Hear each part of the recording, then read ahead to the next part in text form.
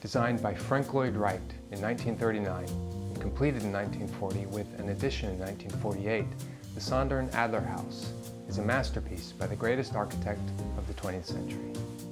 It features 3 bedrooms and 3 baths and 3,000 square feet of living space, perfectly connected to the nature around it. Aside from his great masterpieces such as the Guggenheim Museum in New York or Falling Water, Usonian houses are one of Frank Lloyd Wright's major contributions to 20th century architecture. Usonian homes were his vision for the America of the future, seeking unity between the architecture of the dwelling and the natural surroundings around it. The original design was 900 square feet, 3 boxes of living space.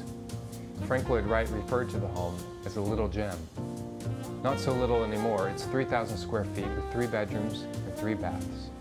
The 1948 addition tripled the size of the interior space and provided more elaborate outdoor spaces, such as greater terrace space in the back, additional carports at the entry, and the pond that sits behind me. The house sits quietly amongst trees and green, with its neighbor, the Thomas Hart Benton House and Studio, just beyond the stone wall.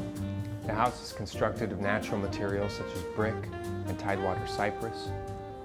The glass, both here in these walls of windows and in the clerestory windows above, brings the light in.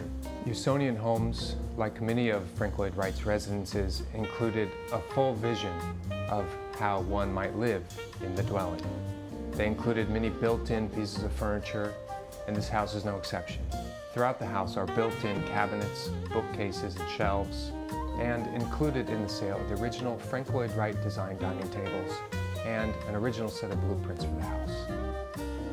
Walking into the home, one immediately recognizes both the small details, but also experiences the genius of Frank Lloyd Wright, how the smallest details can impact the experience of being in the house.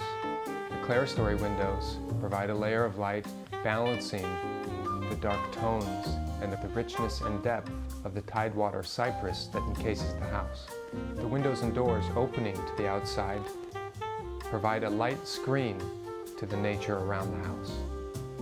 Even the smallest details, such as the way the screws are inset and turned along a horizontal plane, and the way that the brick is mortared in, layers of beauty that can be seen as one experiences and spends time in this home.